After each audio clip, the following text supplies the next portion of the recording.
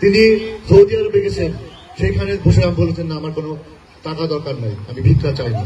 আমার দেশের হাজার হাজার যুবক আছে, বেকার যুবক, তাদেরকে তোমরা নাও, তোমরা তাদেরকে টাকা দাও, বেতন দাও, যে অর্থ পাবে সেই অর্থ তারা দেশে পাঠাবে, দেশে পাঠালে তাদের পরিবার এবং দেশ উপকৃত হবে আর তোমরাও উপকৃত হবে। আমাদের খালেদা জি আমাদের প্রাণপ্রিয় মা, আমাদের নেত্রী, তাকে কি পরিমাণ নির্যাতন করা হচ্ছে মিথ্যা মামলায়, একদম নির্দোষ, কোনো দোষ করেননি তিনি।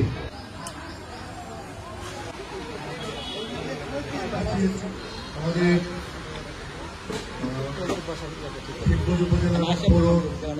মানুষের ভাগ্য উন্নয়নের জন্য তিনি কাজ করে গেছেন এবং আপনার নিশ্চয়ই ইতিহাসে জমি আছে, সে আইল বেয়ে উনি বাংলাদেশের কৃষকরা দেশ উন্নয়নের জন্য ঝাঁপিয়ে পড়েছে। আমাদের মা বোনেরা তারা তাদের পরিবারকে সুন্দর করার জন্য বিভিন্ন ধরনের কাজ করছে, সেলাই মেশিন থেকে আরম্ভ করে, কাঁথা সেলাই থেকে আরম্ভ করে, কাজ লাগানো থেকে আরম্ভ করে, তারা সমানভাবে তাদের স্বামী, তাদের বাবা, তাদের ছেলের পাশে দাঁড়িয়েছে। সবাই ঐক্যবদ্ধ বাংলাদেশ।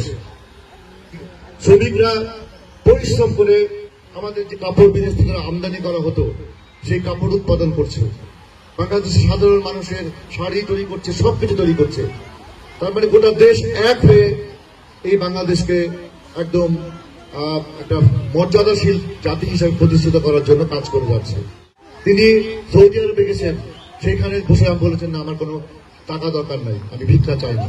আমার দেশের হাজার হাজার যুবক আছে, বেকার যুবক, তাদেরকে তোমরা নাও, তোমরা তাদেরকে টাকা দাও, বেতন দাও, তারা পরিশ্রম করবে, তারা পরিশ্রম করতে পারে, তারা শারীরিকভাবে সক্ষম, তাহলে তারা পরিশ্রম করে যে অর্থ পাবে সেই অর্থ তারা দেশে পাঠাবে, দেশে পাঠালে তাদের পরিবার এবং দেশ উপকৃত হবে আর তোমরাও উপকৃত হবে।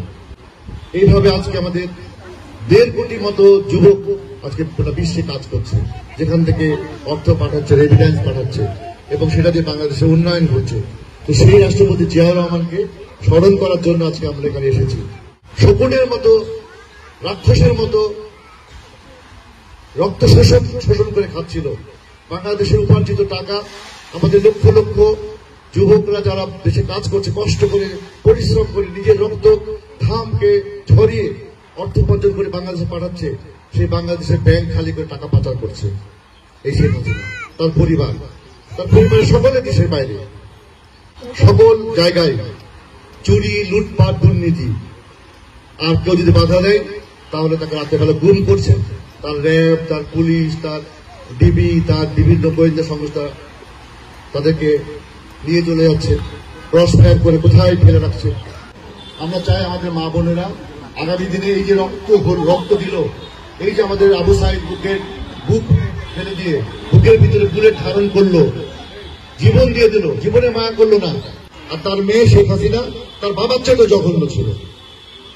তাকে এই দেশ দরকার ছিল না, এই দেশের মাটি দরকার, ক্ষমতা দরকার। এই ক্ষমতা পাওয়ার জন্য যদি কাউকে দিনের পর দিন হত্যা করা হয়, খুন করা হয়, মেরে ফেলা হয়, গুম করা হয়েছে। আমাদের খালেদা জি আমাদের প্রাণপ্রিয় মা, আমাদের নেত্রী, তাকে কি পরিমাণ নির্যাতন করা হচ্ছে মিথ্যা মামলায়, একদম নির্দোষ, কোনো দোষ করেননি তিনি। এই বাংলাদেশের মানুষ কত ভালোবাসত তাকে। এমন ভাবে কারাগারে রাখা হতো যে কারাগারে যে এই ঘরটা আছে ঘরের মতো খারাপ, তেলাপোকা, ইঁদুর, মাকড়সা সবকিছু এইভাবে তাকে ধীরে ধীরে মেরে ফেলার জন্য চেষ্টা করা হচ্ছিল।